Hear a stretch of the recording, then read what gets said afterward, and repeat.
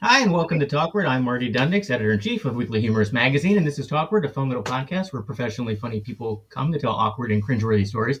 I'm so excited about today's guest, and I read her book a bunch of months ago for my book club, and she was finally able to do today's podcast.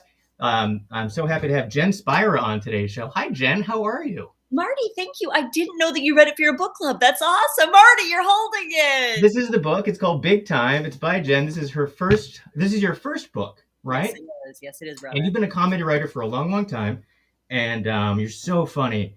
And you're also a talented voiceover artist, and you do tons of voiceover work. And you've been in the New Yorker, and you're a writer for The Onion, and I think you've done UCB. Is that right? Yes. So you're a comedy aficionado. And now you're writing the first book, which is a huge. Now that the first book is done, is it like, well, that was easy. I can write 10 more of those. Well, it is true that now. Okay, so you say first book. It is the first book, and it's a short story collection. But now I feel like there's a bigger kahuna to take down, which is the first novel. So now I'm working on that because it did, like, with the short story collection, every story that I wrote that was. It did feel like writing stories got easier because I would write really longer ones. And then like an 8-pager would feel like, oh my God, that's like no big deal. Because I'd write a 30-pager. And then the longest one in there is kind of like a novella. It's like 90 pages. And so once I did that, it did make the shorter ones, they felt like way easier lifts.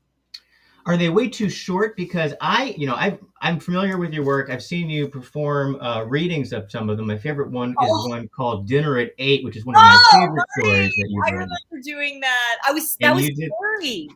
That was great. You were so wonderful. And the reading show is called A Night of Humorous Readings, which is done in New York City by a group of wonderful guys.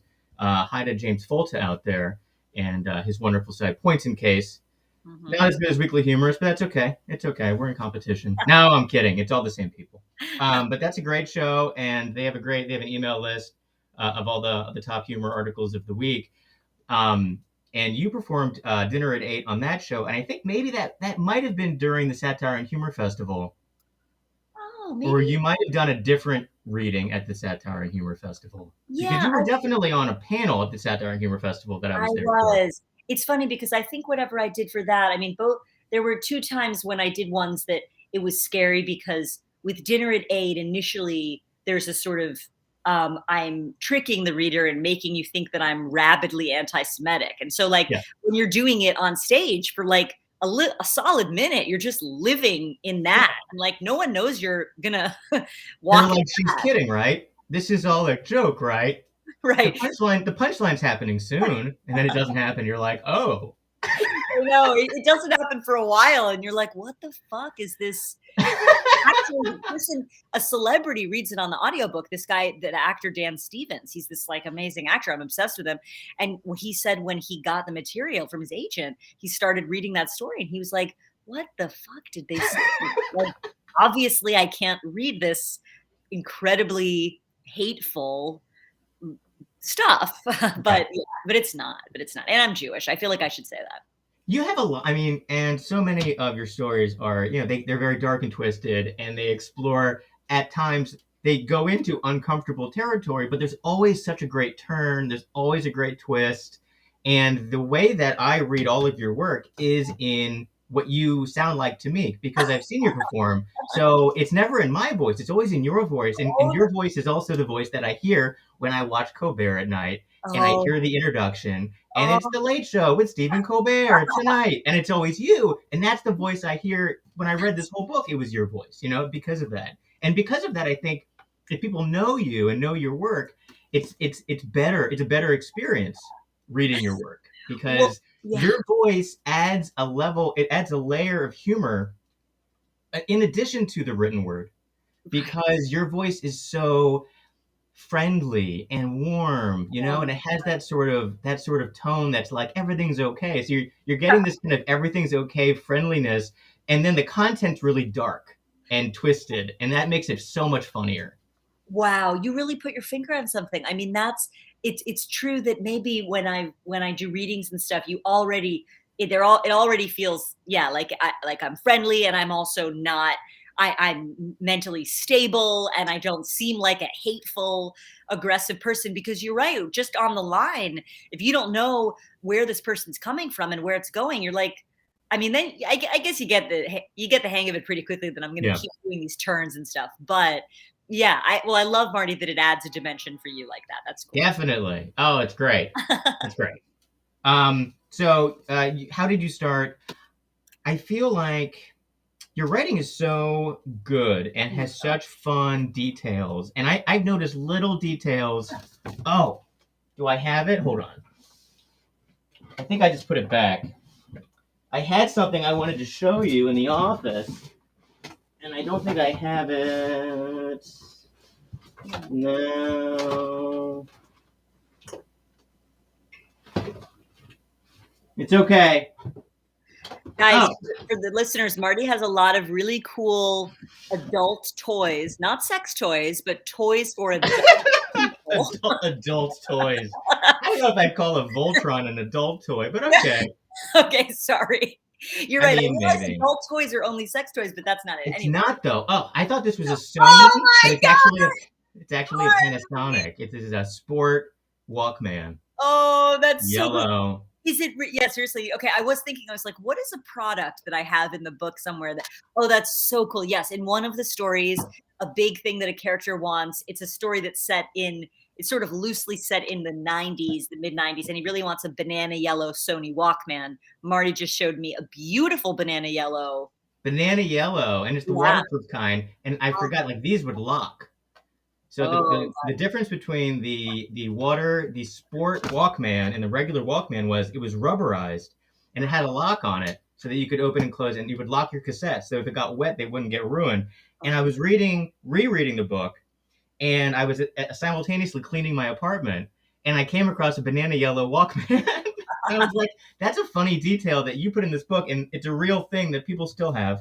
If you're me and you're a hoarder, and you yeah. have things like Walkman lying around your apartment. But sometimes I have cassettes that I have to be like, what is on this cassette? So I put it in the Walkman and I push it into the computer and I'll dub it into like an MP3 just to have a record of it. Viewers, or listeners, what you can't hear or what you can hear but not see is that Marty is actually 71 years old. 71 years old. I 71 sound great for a 71-year-old man. Yeah. Just puttering around Brooklyn brownstone. Never leave. It's nice. Yeah. That'll work. Grimy. Grimy old brownstone. Oh.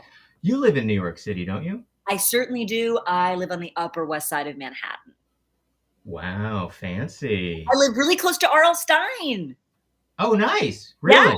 Yeah, I have been inside his building, not to see him, but I've been in there. It is a good building, and he is a fellow Upper West Sider. Because I only mention that because the Walkman that Marty very kindly mentioned is from a story that I base on a real Goosebumps R.L. Stine book called Monster Blood. But yeah. There's R.L. Stine. It's a very small world because another person I've talked to in the podcast world who is an old comedy person is Sam Viviano, who is the old art director of Mad Magazine. And he, maybe we're retired from Mad maybe 5 years ago, 10 years ago. But he was there for like 20, 30 years. Oh and before he worked at Mad, he worked with R.L. Stine when R.L. Stine was, I think, going by a different name than the Goosebumps. And they worked at a magazine together. And they were doing, he would illustrate his stories for these preteen teen magazines. That's so And cool. it's just like tons of stories. He was like doing these great stories about, and then the guy started doing Goosebumps instead. And that kind of took off. God bless him. I'm so glad he did. That's really, really cool.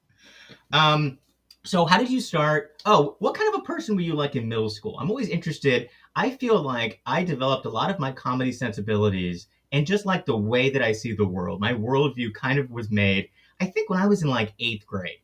And I was just kind of like this dopey, outsider, artsy, funny kid who was like watching a ton of like comedy, watching all the reruns on Comedy Central and watching like old episodes of Soap or Kids in the Hall or old SNL or MST3K. And that kind of influenced everything that I would do as I got older. So, what were you like? What got your comedy tastes going when you were like a kid to make you the kind of a writer that you are now? I love that you said it specifically in middle school, and it's funny because I feel like I'm actually very I'm I'm I'm unlike most of my friends in comedy. Most of the people that I know, that work in comedy, they all were like obsessed with late night shows as kids, and they definitely were obsessed with SNL as kids. And I I mean, I really only got into like stuff that was legit comedy in high school. Like, I mean, Kids in the Hall and Strangers with Candy Hmm. and Monty Python, that kind of stuff I only discovered in high school.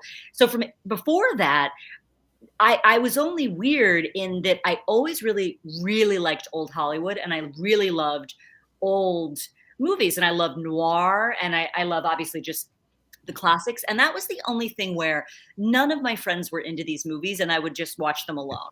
And so I that was the only thing that was like, oh, that's otherwise I was in lockstep with my friends watching Varsity Blues, and I remember specifically sitting in the theater when Varsity Blues, when it was coming on, and there was like a little logo that said this is like an MTV movie, and just being like, oh my god, they're gonna get it, it's gonna be so fucking cool, like totally unironically. So I definitely loved like normal culture, but I the outsider perspective was really just old Hollywood stuff. And I also just loved serious 19th century, English and American novels. And Yeah.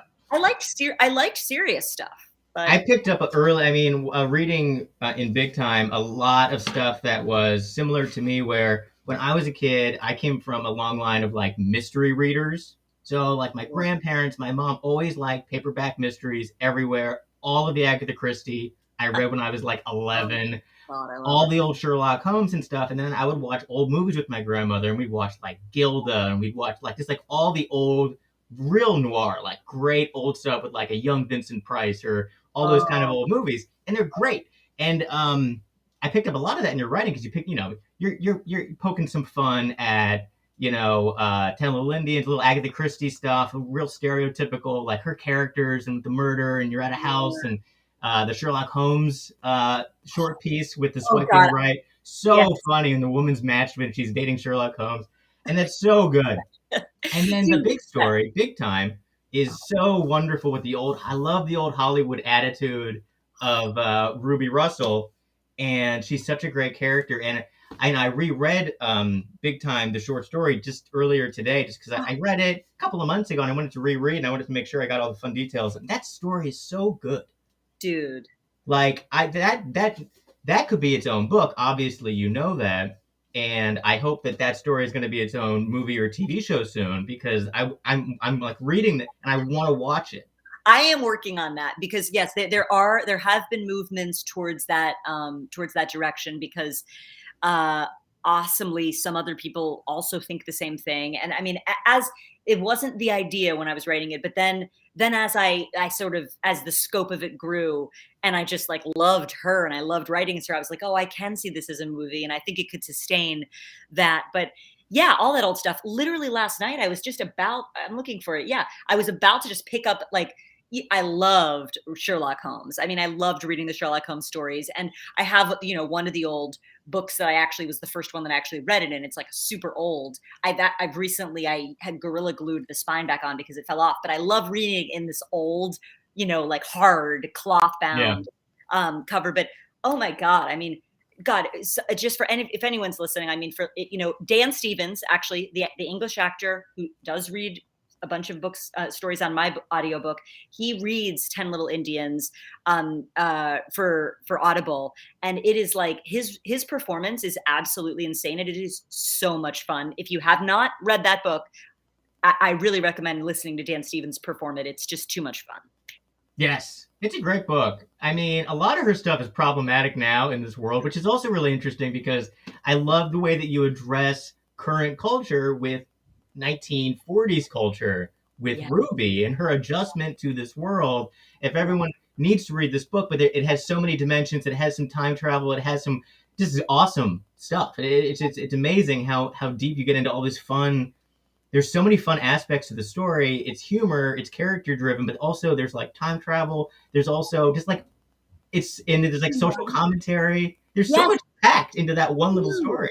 I appreciate it. You're right. I mean, actually, I guess the seed of it really was just, I thought it would be such a funny, fun, rich, fish out of water premise. if a femme fatale, really hard boiled actress from the 1940s tried to make it today, that seemed like a very rich, fertile kind of like, okay, there would be a lot of clashing, there would be a lot of conflict. But then, yeah, like that was, I mean, like the fun of it was exploring that clashing, which is really fun. And, and then also hanging out in that interior monologue of that Yeah. character. And I Her love how quickly, I mean, she's a fighter. Like she's a character that's a survivor. And I think I really liked everything about her was so raw. And also I love, and I don't know if you did it on purpose, but she's from Beaver Falls, which is the family lived there from Mr. Belvedere, which is a suburb of Pittsburgh. Okay, wait a second, because I watched Mr. Belvedere. So I watched about 7 or 8 hours of TV from 1990 to 1997 because I would go after school. I went to the JCC for after school daycare. Uh-huh. Mr. Belvedere was one of the shows on the lineup, and then I would go home and I would watch like 4 more hours in the basement. Oh But yeah. and I'm from Pittsburgh, so Oh, there you go. Yeah, Beaver Falls. Beaver Falls. I didn't know Mr. Belvedere. Okay, so that's kind of Mr. funny. So Belvedere. he's fancy, but Yeah. he's actually from Beaver Falls, and that's part of his thing. Okay. I don't think he's from Beaver Falls. If you, I think he shows up to the family. The family lives in Beaver Oh, Falls, they and he live in shows Beaver up. Falls. They live in Beaver Falls, and Wow. it's Bob Euchre's the dad, Yeah. and I don't remember anything else about the kids. I know there's Wesley is the son, and then there's a girl, and then Right. there's a wife, Are you and then 36? Are you 36 years old? I am early 40s. What? Marty. Okay, guys, Marty looks so freaking young. I honestly thought you were younger than me. Thank you. Wow. It's Okay, I'm so sorry it's to be on the spot. I was just thinking, are it's we no wife, no kids, and it totally it's too young? and I sleep in Tupperware. And I sleep. I think sleeping is good. I think I have lots of friends who are my age that have like 3 kids and they look like they're like 90. I, And it's just because they don't sleep anymore. I don't know what to do because I know that it's the sleeping thing that really scares me because I am like, I love to sleep. I Oh, love I to love sleep. it. Yeah. Especially during the pandemic, like my sleep schedule is it's changed. Like I wake up at like 10:30 in the morning and I love it. Marty. Oh, that's It's decadent. wonderful. Oh It's my great. God. But I go to bed way too late. Like I stay up working until like 2:30, 3 o'clock. Okay. Well, then So you, I'm still sleeping the same amount, I think, but I just don't get up early anymore. yeah, I think that's wonderful to I'm set. on West Coast time. Just say you're on West Coast time. That's what I always tell people. I'm like, I'm on time for this. I That got is meetings. I'm on West Coast time. You're in the entertainment industry. Yeah. Have you been out to the West Coast a lot for work? Did you ever think about moving out there? Because that's where all the moving and shaking's always going on for Yeah. comedy. Yeah, I definitely have been out for work, and I did before I worked for the Onion. I briefly moved out there after I did this MFA at Northwestern for dramatic writing, and then I briefly moved out there, and I was doing some horrible, crappy jobs, and like a writer's assistant job. It sucked so bad. So basic for me with LA. I mean, I really, really enjoy visiting, and unfortunately now most of my friends live there. I mean, Yeah. and some of my bosom people live there. And so the problem is there's some non-starters for me with LA. I mean, I love winter and I love rain and I love incredibly bleak Yeah. English weather. And so what am I going to do out there? It's a major problem for me. You'd be way too happy all the time with that beautiful weather. It's I I know. have a hard time going there, and I always think every time I go out there, I'm like, I need to move here, and then I'm there for a little bit longer, and then I come home, and then I'm like happy to be home. So it's kind of like a love hate thing. Like when you're traveling there from New York for work, Yeah. you don't live there, so like you're going out there and you have all this shit to do, and you have all these meetings, and then you come home. But like that's not necessarily what it's going to be like when you actually live there, which is kind of like all of the time you're going to be just kind of I have to drive a really long way to get to places and sit in traffic forever. And Yeah. I always get into like if I'm driving in LA, I'm such a bad driver that everyone's always honking at me and giving me the finger, and I can't go left. And I'm just like I am like an old man. I'm just like I can't. I'd rather walk. Like I've gone when I worked for a company for a long time that was based in Hollywood, and I would go out there. And I would be the only person who'd be walking on Sunset Boulevard, like to the office. Oh yeah. Because I'd be staying at a hotel down the street, like by the Comedy Store, and I'd be walking up the street. And they're like, "Did you walk here?" I'm like, "Yeah, it's not that far." They're like, "Marty, no one walks in LA." And I'm like, I did notice I that. know Like you it hear was that. just You hear that, and I thought the exact same thing before I moved there. I mean, I lived there for sort of almost 2 years, and it was like people said no one walks, and I was like, okay, cool, but guess what? I will. And yeah, definitely no one walks. The only thing is, I mean, yeah, you can as long if you live in one of those hoods like Los Feliz or Fairfax. I lived in Fairfax. You could walk around a little bit just in your yeah, little hood, but like, I right. mean, You're Larchmont, not like you can't like walk places. I took the bus, and people were like, "You took the bus?" And I'm like, "Yeah, that's I got a bus I think schedule, and I I took the did bus that. to Beverly Hills for some event." And like they were like people who had lived there forever. They're like, "I've never ridden the bus. I've never done this." And I'm like, The "Well, bus is extreme. I The bus, believe in public transportation." And yeah, now there's Uber, so now you just go in an Uber, and Uber takes you everywhere, and it's great. And you spend like $1 bajillion on Ubers when you're in LA. Because I won't rent a car because everyone honks at me. So Ubers are great, love them. I do too. So what are you doing? So now that you put out this big book, which Yes. is available now, hold on, I'm pushing this button so people can see. If You they're watching, they can see the video. They should buy the book now, big time.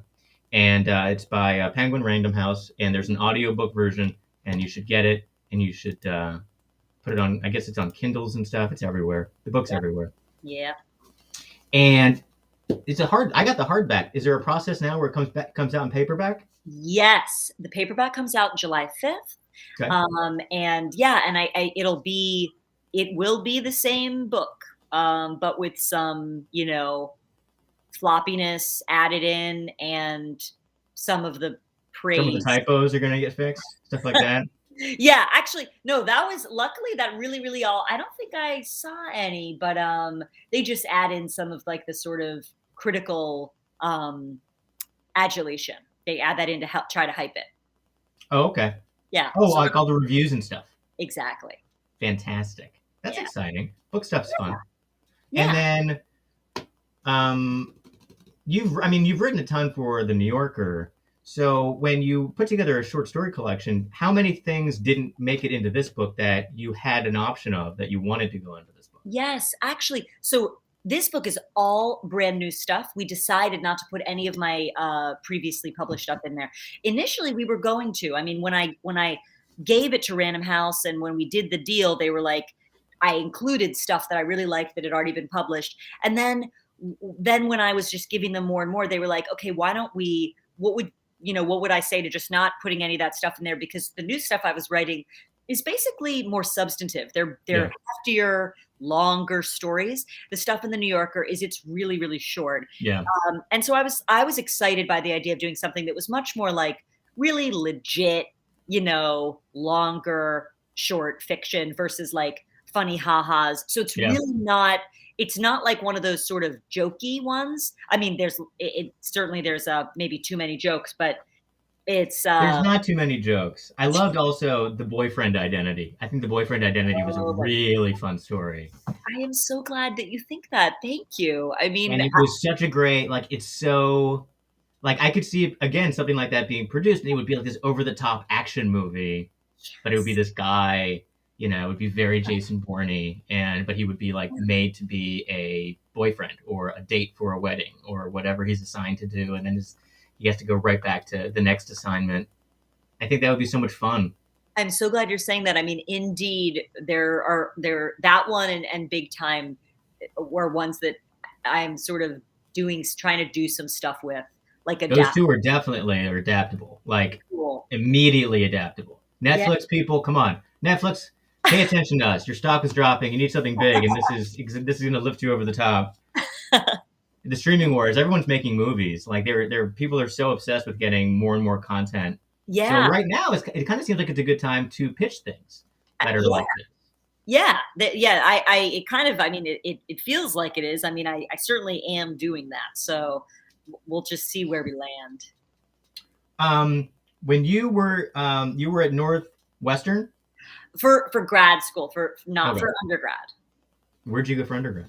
Well, for undergrad, I went to Barnard, and I just have to draw the distinction because it's like for where you go to grad school, you just don't, it doesn't have that like emotional kind of like I belong to this place. But Barnard, I have that connection with. I love Northwestern. I love the program I did there, but I needlessly drew that distinction. Because college is like when you're undergrad is more of a coming of age time. Yeah, And and you're it's learning like about being an adult, and you're trying to figure out what you're doing with your life, and there's a lot of exactly. things that are happening that are non-educational. Exactly. It's Yeah. it's yeah, yeah, and grad school is like more like you're already a little bit of like a, sharpshooter going there to get trained on some, specific skill. It's like going to a technical school to learn how to do automotive and air conditioning repair. Yes, You know, exactly. it's like a skill. It's like going to Lincoln Tech, but instead it's Northwestern. Indeed. Indeed. And then you went to the Onion. So after Northwestern, what happened at Northwestern? You did comedy writing, and then started doing stuff for the Onion just by submitting.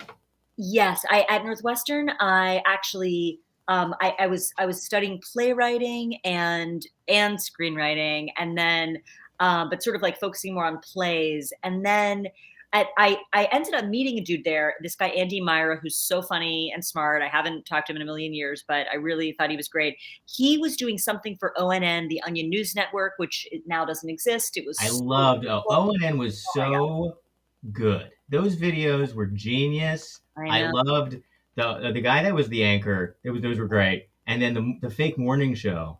it's Those insane. were insanely funny. Yeah, the fake morning show Today Now, is on. Yeah, Today Now. You Oh haven't my seen God. If you haven't seen Porkin' Across America, I would really highly oh god, Marty, you're gonna have so much fun. You're gonna have so much fun. I'm giving Porkin' Across America I'm gonna is write this Chip down. Gaines. Wait, I said Chip Gaines. What's that guy's name? Today Now, the host. I forget. Anyway, the host of Today Now goes on this trip tasting like barbecue across America, but you know, I weirdness know. ensues. Yeah. So anyway, for Well, your listeners, one of the funniest things I remember from Today Now was it was a chef makes an omelet based on a dream he had. now it's funny that you say that, Marty. I thought that was I thought that was funny, but I have to say that that tracks in that I have I'm annoyed. It's like a pet peeve of mine creatively of like I feel like dreams aren't like that. And it just annoys me when like dreams go really dolly and like really like surreal. And it's like, is that a dream? I think I That just was remember when he dream. was making this omelet and he put like his keys in it. And You know what, it was so Marty? great. I am such a snob because actually, now that I'm thinking about it, I remember when I first saw the video. I remember thinking, "Oh my god, that's so funny and that's so smart." And it's I think only in like seeing more things that like truck in the idea of dreams being this like whatever Yeah. the surreal stuff. Okay, I shouldn't have I shouldn't have tried Okay. to beat you up about that, You but can beat me up. It's fine. It's okay, just funny because like that, like it's it certain was when smart. certain things are very funny that, and then they stick in your memory, and you don't know how certain things can stick in your memory because I'll forget a million things just today of things that Yeah. I need to remember, but I'll remember the joke about the omelet and the keys for like the rest of my life, And you and know I what? don't know I why that remember is. that. Yes, I mean, well, because actually it was, as even if the observation that like dreams are surreal has maybe been done to death, I'd never seen it done like that, and that was Yeah, really and it's like the whole Onion News Network. They're so dry, and like they delivered it so well, oh my god, and it's it was a the Onion's a wonderful platform. And then when you see them try to go and work with other networks, whether it was Comedy Central or they tried doing something on IFC, IFC yeah, and just like all these little things, and then like they don't do well because other people that are not Onion people are yeah, working on the projects, and it's just like the Onion. When you guys work at the Onion, and I think I remember this when you did your talk at the Satire and Humor Festival, yeah, and you guys talked about like the factory, like it's a comedy factory of working at the Onion, and the way that you're trained, and the way that you have to spit out stuff, and yeah. it sounds like it really grinds people up, Oh but yeah. you're trained in a way that is so like one note, but that note is so funny every time. Yes. Well, it's really true that the I think the distinction between like the onion people and really being in I know that there's like a wide network of people that I think claim, having worked for the Onion when maybe, they've contributed a few headlines. Yeah. Most everything that you encounter, I mean, if is written by this core staff and the core staff, I mean, their standard is so high. I remember being so impressed when I first got there. I mean, if two different writers come up with a headline idea that is that's a little too similar, but it's really, really funny, those ideas cancel each other out, because the thinking is just that if two people could think of this, it's too sort of first thought, and maybe Yeah. sort of almost like lazy and obvious. And so, I mean, I think that their standard, they're like their dedication to being really like to having takes that you're not going to see elsewhere, not to be like the takes still have to be like deeply resonant. They're not trying Right. to be like fancy and tricky and too clever, but their standard is so high, and you are really like, when you're there and you're one of those writers on that staff, like you're working with other people that are so good, and everyone keeps you accountable, and yeah, there's no Yeah, short. I feel like the jokes are definitely that you read an Onion headline and you're like, that is so funny, and I never would have thought of that.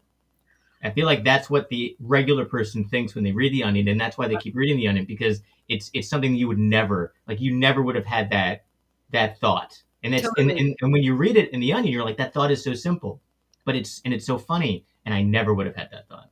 And I think Ex- that's what makes it so wonderful. you are so right. It's the simple ones, the ones that seem so low hanging. I mean, and Hmm. they make me just when I read them, I'm like furious, because I'm like, why didn't I think of that? It's like right there. It's like staring you in the face. And so, yeah, those ones are amazing. The really, really accessible, universal ones. And then you went from the Onion. And how do you go from? So did you live in Chicago for the Onion? They had just moved to Chicago. It was this kind of like sad, dark time for them when they were like snatched out of New York and had to live in That's Chicago. right, because for a very short time when they moved here during, I think it was just very pre 9/11, like a Yeah. month or something like that. And there was a great retrospective of an oral history of when the Onion moved to New York City. I think it was done by Mel Magazine, I think. Very good. I'll find I'll include the link in this, but I'll send it to you. It's great. But all the people that were moving from Wisconsin to New York, they all lived in Park Slope, which is where I live, and they called it like Little Wisconsin, and they all lived right around where I am now. Oh, And they kind of made a little neighborhood here, and then they ended up, I guess, moving right back to Chicago, and then you started working there. And what was that like, and how did you get in there? oh my God. I mean, I loved it so much. I got in there because a dude that I had met at Northwestern was doing some work for ONN. And I just was asking around, like, I'm just going to plug in the computer, Marty, but I'm going to keep chatting. Okay, Um, I I'll had, fill for time. I can okay. sing and dance. I'll do Yo, it. vamp. Yeah, Yeah. yeah. No, I had I wanted to work at the Onion for a while, and I had like zero idea how it just seemed like a band or something that was like, okay, it's a group of friends or something. Like, I don't know.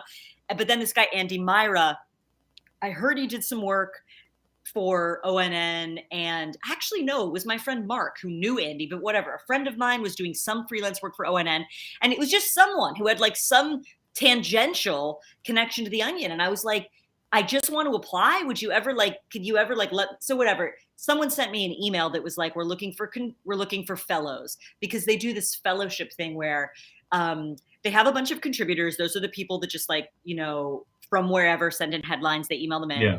And then they take on two, or maybe now it's three. When I did it, it was two fellows at a time. And we had like basically a 6-month residency where you're thrown in as a staff member, and they give you this pathetic stipend to live on, and you do all the work.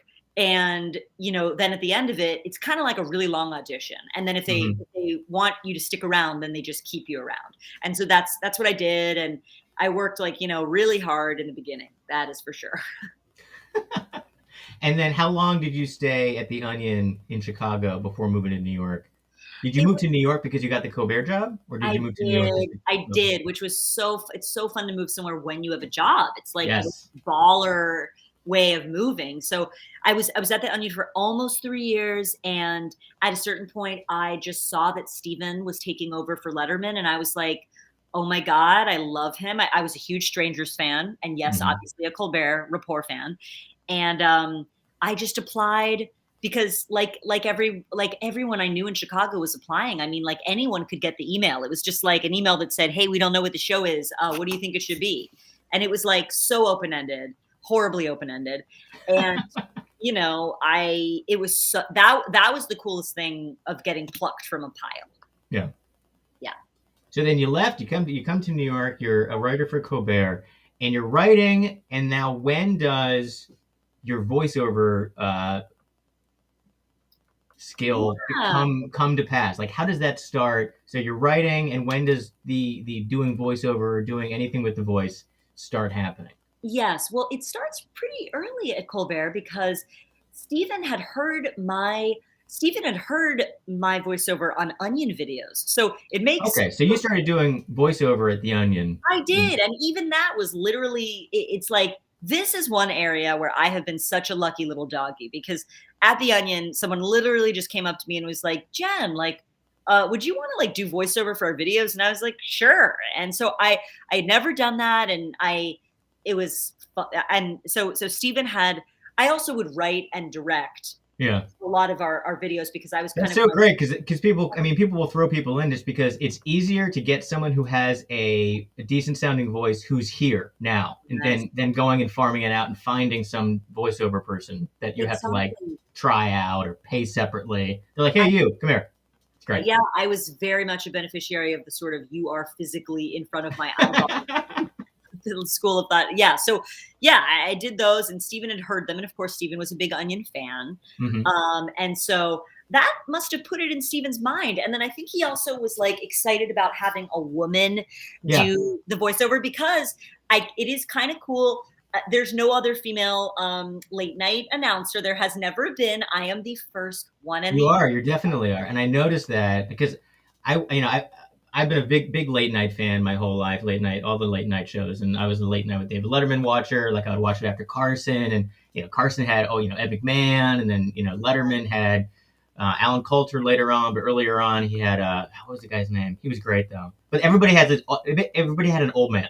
Old man was always the announcer. Right. And now, Jimmy Fallon has, what's his name? He's like a producer on SNL. Steve Higgins? Yeah, Higgins. Yeah. Steve Higgins. And he's been around forever. But I mean, he does the whole thing. And I mean, Andy Richter was Conan's guy. And so it's always been a guy.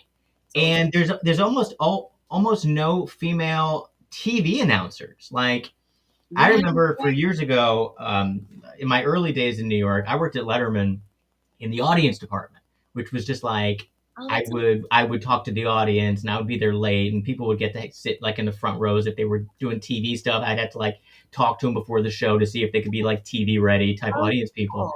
And the guy that would do the CBS voiceovers just for the TV shows, like, like tonight on CBS, tonight there's an all new late show, but it wasn't Alan Coulter. It was like the CBS network guy who would do the voiceovers, and he would walk in between the stuff. And it was always a guy. And like, you never hear women doing any of the voiceovers for anything. I know. So and I didn't know that you were a writer. I didn't know that you were a comedy person.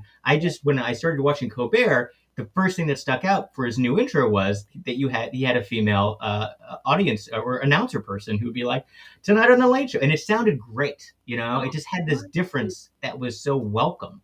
And your voice is so good that it was kind of like, coming up, so-and-so and so-and-so and a whole new this. And it just like the whole package of like their intro was just so different and fresh. Yes, exactly. Wait, Marty, I'm so glad you're mentioning it, also because it's a good moment for me to even say, as I look at the clock, they own me at this hour, because I do the voiceover still. And so 4 is when I'm going to have to sign off and do the That's fine. Okay, yeah. So how does that work? I want to hear. So every day you have to, they give you the stuff, and then you just have to read it in, and then you send it in. Yeah, I just scream it, and they gave me all the equipment, and that we have it in the bedroom, and it's so beautiful. I do the open, whoever the guests are, and then there's a sort of news-based pun that will hype the monologue, the topical monologue, and that's new every day. And then there's also a podcast now, so I'll do this sort of intro, outro, and bumper stuff for the podcast. That's awesome. And that's like a whole job. That's a whole job in itself. So it's like you have that job, and then you have a comedy person job, and then you have an author person job. I know. So many careers. Well, it's a wonderful career for a writer, because Yeah. like I can. It really is a nice like way to keep me independent and letting me have my own hours and all that. And have you looked at doing anything else? Like, are you looking at doing? I want to do commercials. I want to do a voiceover You know for. what? I do sometimes. I do sometimes. I'll get auditions. I'll do auditions for. I have done cartoon work for shows that Steven produces, TV Oh shows. yeah, you're on. Is it My Cartoon President or Yes, Tuning Out yes. the It's News? our cartoon. Yes, wait, our cartoon president. And then there's a movie. Wait, what was the one? I was in. It's a movie. I'm so sorry that I forget the name of it. It's really bad that I am. But it's a Showtime. It's another thing on Showtime that Steven is the executive producer of. This wonderful, funny guy, RJ Freed, is the showrunner, writer, dude. But anywho, yeah, that stuff. But other like straight commercial money. I mean, I love money. I would do. I would do whatever. I don't care anything. Well, I'm going to let you go because you have stuff to do for your real job. Oh But thank you so much for talking to me, Jen Spyra. Go read her book, Big Time. It's going to be coming out in paperback, and hopefully we're going to be seeing the larger story, Big Time, out as a movie or TV show very soon. And then we'll talk to you more when that happens. that would be Great to awesome. talk to you today. This was so wonderful. Ditto, Marty. Thank you so much for having me. All right. Well, have a wonderful rest of your day. I'll be tuning into Colbert tonight to see what wonderful things you say. Yes, I'm about to look and see who it is. All right. Follow Jen online at Jen Spyra on Twitter and Instagram and all those places. That's right. Just at Jen Spyra. And she's wonderful. And go read all of her stuff. And thank you for talking to us today.